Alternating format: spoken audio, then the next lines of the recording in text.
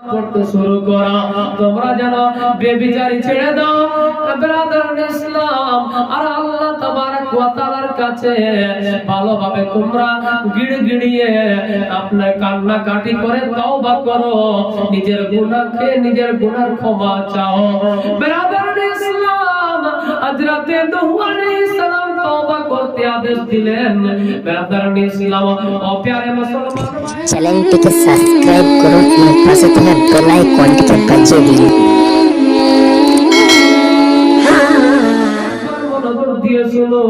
এই যে তওবা, এই তওবাতান নাসুহা আল্লাহ তাবারক ওয়া তাআলা কোরআন পাকের মধ্যে বলেছেন তোমরা তওবা করো।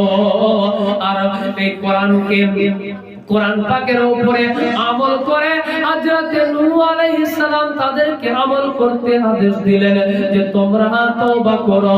কেন? তওবাকারীকে আল্লাহ তাআলা খুব পছন্দ করে। এমনকি যারা তওবা করে আল্লাহ তাআলা তাদের গুনাহকে maaf করে দেয়, আল্লাহ তাআলা খুশি হয় তাদের উপরে। জোরে বলি সুবহানাল্লাহ। যারা তওবা করে আল্লাহ তাআলা তাদের উপরে খুশি হয়। এবার কতটা খুশি হয়? ঈমানদার মুসলমানেরা, আমরা তওবা করি না, আমরা নিজেকে সুস্তি মনে করি, নিজের মধ্যে কাহিনী মনে করি। কি হবে? আমরা মুসলমান কেমন মুসলমান? ব্রাদার ইসলাম, সকাল থেকে সন্ধ্যা পর্যন্ত কত রকমের গুনাহ করি, কিন্তু একবার ভাবলাম না যে এই যে গুনাহ করেছি তওবা করতে হবে, আল্লাহর কাছে তওবা করতে হবে। এটা কথা একবারও ভাবি না। কিন্তু মুসলমান অবশ্যই ভাবা দরকার, গুনাহ থেকে দূরে হওয়া দরকার, গুনাহ থেকে দূরে হয়ে আল্লাহর নির্দেশকে মেনে নেওয়া দরকার। কেননা যারা তওবা করে আল্লাহ তাআলার কাছে, আল্লাহ তাআলা কতটা খুশি হয় জানেন? আল্লাহ তাআলা খুশি হয়, কিতাবের মধ্যে দেখলাম যে একজন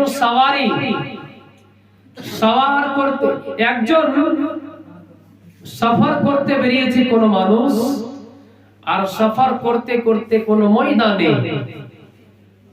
ময়দান চারিদিকে কোথায় বাড়ি নেই, ময়দান পার করতে হবে তাকে।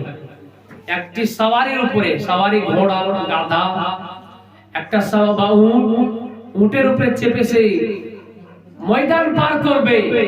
আর মাঝামাঝি ময়দানে তার জরুরত পড়ে গেল, তার প্রয়োজন পড়ে গেল। সেই মাঝামাঝি ময়দানে নেমে ব্রাদারান ইসলাম ওই উটকে বা ঘোড়াকে আপনার ঘাস চড়াতে লাগিয়েছে, আর ওইদিকে পেচ্ছাপ বা পায়খানা করতে গিয়েছে, আর ওই সওয়ারি ওইখান থেকে হারিয়ে যায়, ওইখান থেকে চলে যায়। তো বলুন তো ওই মানুষটার কতটা পরেশানি আসবে দিলের মধ্যে, কতটা তাকে হয়রান হতে হবে যে এখন আমি মাঝামাঝি ময়দানে আমার সওয়ারি হারিয়ে গেল, আমি কি করব। আর ওই লোকটা যদি সওয়ারি খোঁজাখুঁজি করতে গিয়ে আর ওই সওয়ারি যদি পেয়ে যায়, ওই ময়দানের মধ্যে তার মনের মধ্যে কতটা আনন্দ আসে। সওয়ারি পেয়ে গেলে খুব আনন্দ আসে। কিতাবের মধ্যে দেখলাম ওই সওয়ারি পেলে একজন সফর করনেওয়ালা মানুষ যতটা খুশি হয়, তার চাইতেও বেশি আল্লাহ তাবারক ওয়া তাআলা একজন মানুষের উপরে খুশি হয় যে মানুষ আল্লাহ তাবারক ওয়া তাআলার কাছে তওবা ইস্তেগফার করে। জোরে বলুন সুবহানাল্লাহ। ব্রাদারানি ইসলাম, মুসলমান, আমরা সেই তওবা করি না। তওবাতান নাসুহা করতে হবে আমাদেরকে। এই তওবা করাতে আল্লাহ তাবারক ওয়া তাআলা অনেকে তওবা করে আল্লাহর কাছে প্রিয় পিতা হয়ে গেছে, আল্লাহর প্রিয় মাহবুব হয়ে গেছে।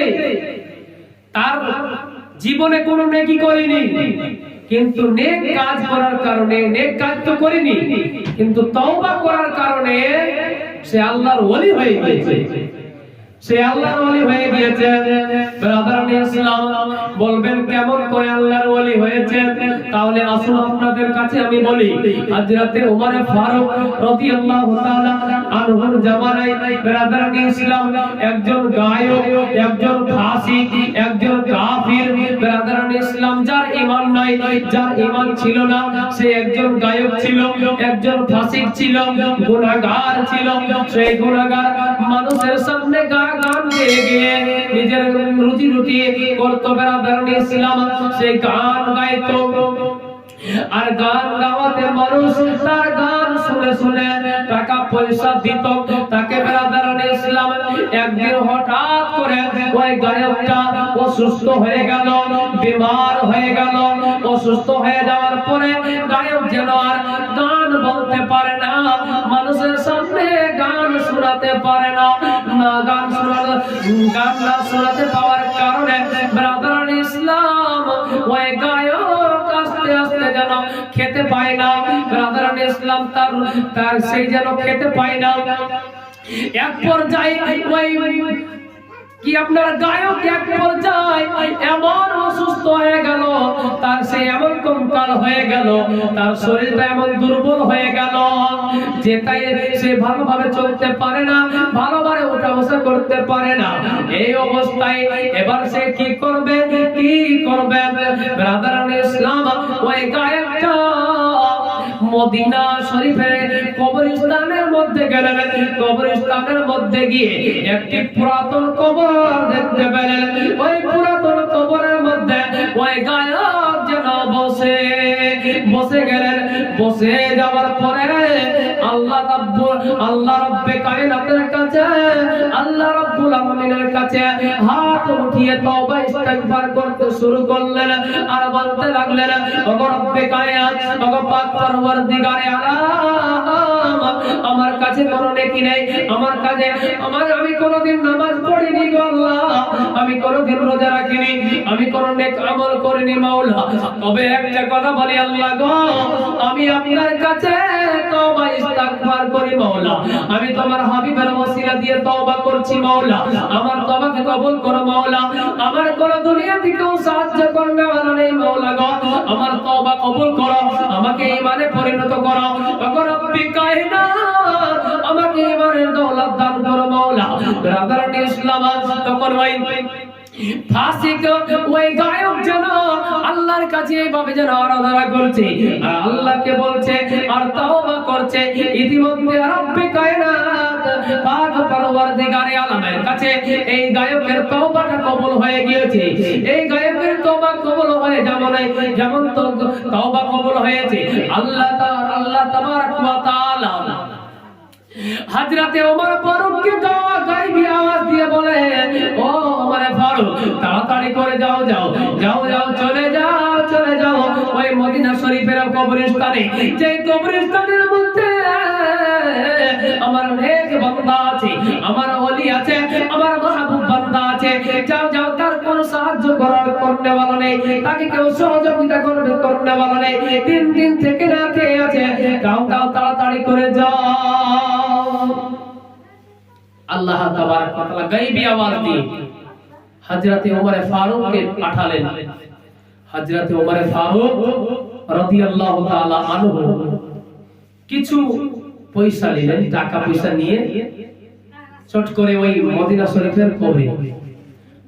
শরীফের কবরের কাছে গিয়ে চারিদিকে যে ঘুরে দেখছেন কেউ নাই।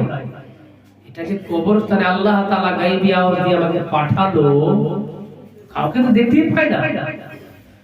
এই কবরের মধ্যে কে আমার আল্লাহর মাহবুব বান্দা, আমি তো কাউকে দেখতে পাই না। ব্রাদার ইসলাম ওই গায়ক, ওই ফাসিক একটি পুরাতন কবরের মধ্যে বসে মুখ নিচু করে আল্লাহর কাছে তওবা করছে।